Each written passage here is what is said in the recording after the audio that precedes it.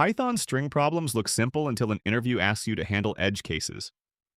In this video, we will solve 10 practical string challenges with clear inputs, outputs, and clean Python solutions. Try each one first, then compare your thinking with the explanation. We start with the basic string patterns that appear constantly in Python interviews: reversing text and checking palindromes. Reversing text is useful in simple validation, puzzles, and interview warm-ups. Let's define a sample string, use a slice with a negative step, and now run the script to see the result. Let's break down why this works. The first empty part of the slice means start from the default position. The second empty part means go to the default end, and -1 means move backward one character at a time. Now we show the best practical version.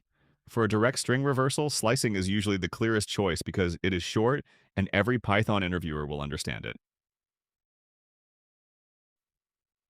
For practice, try the same pattern with the word developer. Then print both values and confirm that the original string did not change. Palindrome checks show up in coding challenges and text tools. We will normalize the word to lowercase, compare it with the reversed version, and now run the script with one positive and one negative example. Let's break down the result. Level is the same from left to right and right to left, so it returns true. Python becomes naughty when reversed, so the comparison returns false. Now we show the best habit for this problem. Always normalize the input before comparing, because interviews often include mixed case or messy text. For practice, extend this function to handle the phrase. Try keeping only letters and numbers, then check whether never, odd, or even is a palindrome. Next, we scan characters one by one. This is the foundation for many simple text statistics problems. Vowels is useful for text statistics, search tools, and simple natural language preprocessing. We create a set of vowels, scan the text character by character, and now run the script to count the matches. Let's break down why the answer is 7. The text is converted to lowercase, so uppercase I is counted correctly. Every time the current character is in the vowel set, the counter goes up by 1. Now we show the best practical pattern. Use a set when you are checking whether a character belongs to a fixed group, because the code reads like the problem statement. For practice, change the goal from vowels to consonants. Keep only alphabetic characters, skip vowels, and count what remains. Now we move to frequency counting. This pattern solves many intermediate string interview problems in linear time. This problem appears in interviews, log analysis, and text cleanup tasks. We count every character with counter, scan the original string again, and now run the script to find the first character with a count of 1. Let's break down why the result is W. In Swiss, S appears more than once, but W appears only once. Because we scan from left to right after counting, W is the first unique character. Now we show the best way to structure this solution. Keep the frequency counting separate from the selection step, because it makes the algorithm easier to explain and debug. For practice, test the string AABBCC. There is no non-repeating character, so decide whether your function should return none, an empty string, or a clear message. Female pitbull anagram checks are common in word games, search tools, and interview screens. We will compare character frequency maps with counter, then run 2 pairs, one true anagram and one false pair. Let's break down the output. Listen and silent use the same letters with the same frequencies, so the counters are equal.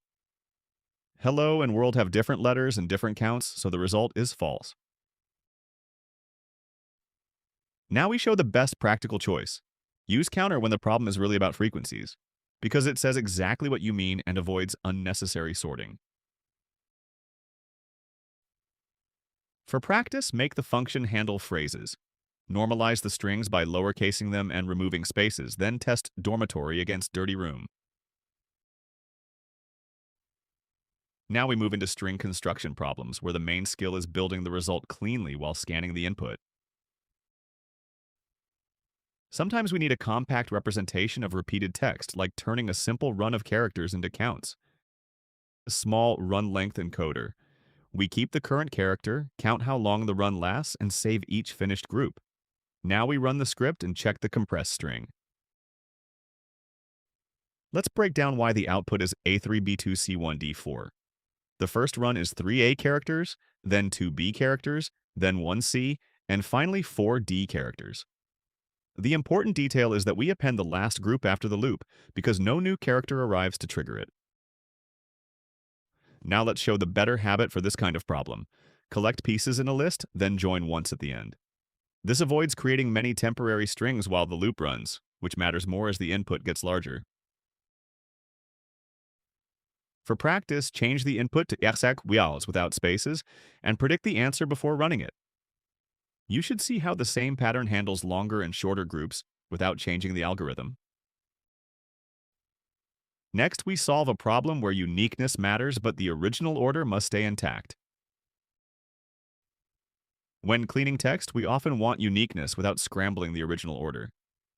Here we use two structures, a set for fast checks and a list for the ordered output. Now we run it with programming and compare the original string with the cleaned result. Let's break down the result. The first P, R, O, G, A, M, I, and EN are kept, but the second R and the repeated M are skipped.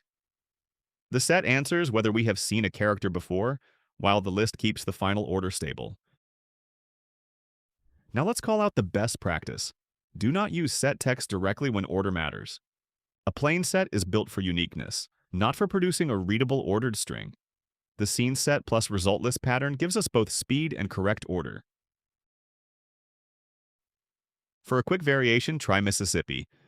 Before running it, walk from left to right and keep only the first time each character appears. This trains the exact interview pattern. Now we work with words instead of raw characters, using simple tokenization to measure text. In real text, we often need a quick metric like the longest word in a sentence. Let's clean punctuation, split the sentence into words, and use max with key equals len to choose the longest token. Now we run it and look at the word Python finds. Let's break down the result. After splitting, Python compares the length of each word, not the alphabetical order. Manageable is longer than Python, makes, string, and interviews, so it becomes the answer. Now let's show the better habit for text problems. Normalize punctuation before measuring words. Without cleanup, a comma or period can become part of the token and quietly change the length. This keeps the measurement focused on actual letters. Practice. Try a sentence that includes punctuation. Check that useful comma and powerful period are measured as words, not as words plus punctuation. This small cleanup step prevents annoying edge cases. Next comes a classic interview pattern, using a stack to validate nested structure inside a string. Bracket validation is a perfect stack problem, because the last opening bracket must be the first one closed. Let's push opening brackets, then compare each closing bracket with the top of the stack. Now we run two inputs, one correctly nested and one with crossed brackets. Let's break down the two results. In the first string, every closer matches the most recent opener, so the stack ends empty and we return true. In the second string, the closing square bracket appears while the top of the stack is an opening parenthesis, so we return false immediately. Now let's show the best practice. Keep the matching rules in a dictionary. That makes the code easy to extend and lets us fail fast as soon as a closing bracket does not match the stack top. For practice, test these two strings and explain the difference before running them. One is correctly nested and the other has a bracket that closes in the wrong order. This is exactly how stack questions are tested in interviews. The final task in this batch is a high-frequency sliding window problem for unique character spans. This is one of the most common Python string interview problems, and brute force gets slow quickly. Let's use a sliding window. Right scans the string, left marks the start of the current unique window, and last seen tells us where each character appeared before. Now we run two classic test cases and check the maximum lengths. unpack the result.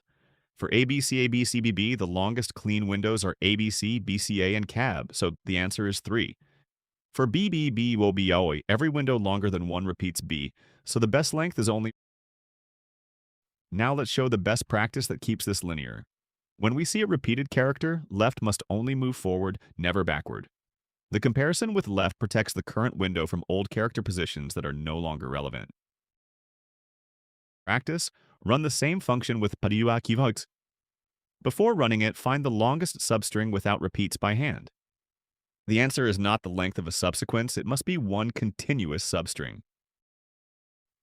You just practiced 10 Python string problems that appear often in interviews and real projects. If this helped, subscribe, like the video, and write in the comments what Python topic or challenge set you want next.